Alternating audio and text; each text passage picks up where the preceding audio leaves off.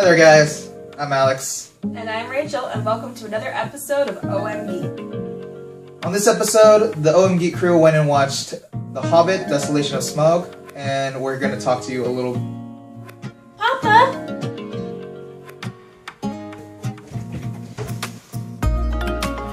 Papa?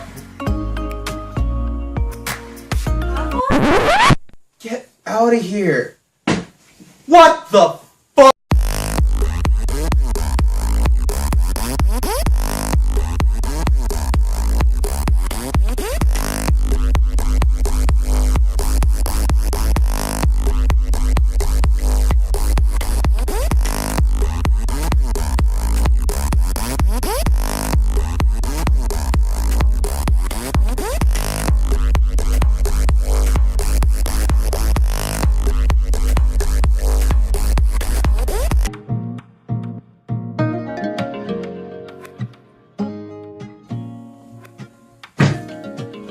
So, The Hobbit.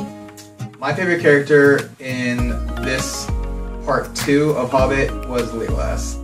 Because in Lord of the Rings, the entire saga, you see Legolas more as a pretty boy. He's not the elven warrior that you're led to believe in the books. This is how Legolas should have been. He's agile, he's strong, he's fierce, kind of a dick is what he should be, and I think this time around Legolas is not the Orlando Bloom you expect him to be. It seems that we both agree that the elves were pretty awesome because my favorite character was Tauriel. I really loved Peter Jackson's introduction of a strong female warrior elf character because in The Hobbit you really don't have as many strong females as you did in the Lord of the Rings series, so I really think Tauriel was a great addition. And we should all burn together, watch the flames climb high.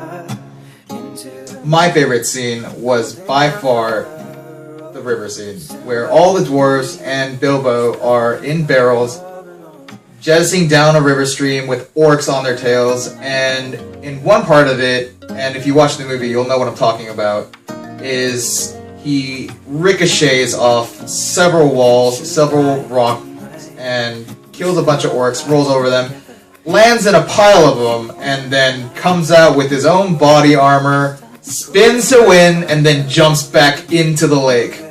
Great scene. Very playfully done. Enjoyed it.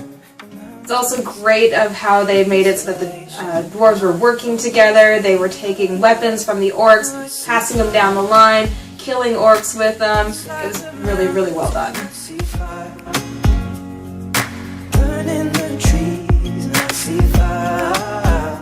Pros, I definitely enjoyed the meat and bones, so to speak, of this movie where you're introduced to Smaug and you get to see the treasure room. It's very well done.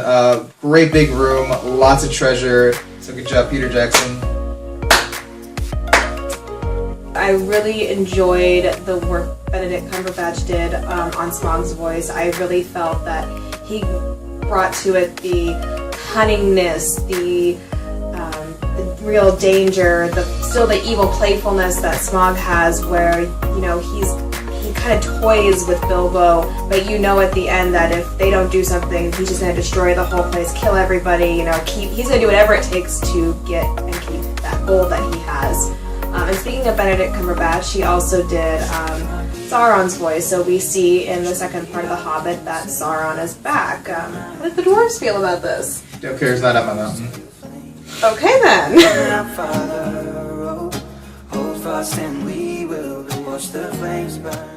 Cons. Let's talk about cons. The CGI, I think, was a crutch. In the first 3 Lord of the Rings in the trilogy, you get to see a more organic approach. The landscape is very beautiful. And they take CGI as a more practical approach because you obviously can't house millions of men and elves and orcs and wizards and griffins and lions and eagles, because there's room for that.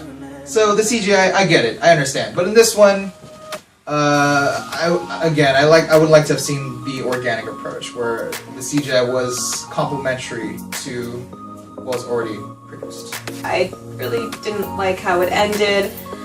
Bilbo says his last line, and it cuts to black, and we're just like, what's going on here? Are we going to have something else happen? And then there come the credits. It kind of felt a little lackluster after watching the movie.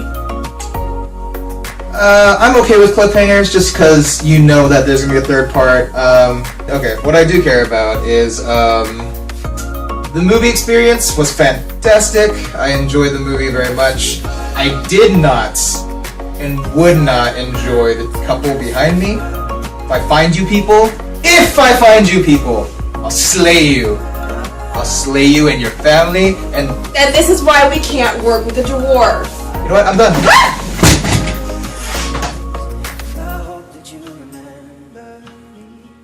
Thanks for watching this episode of OMGeek. As always, like the video, make sure to subscribe.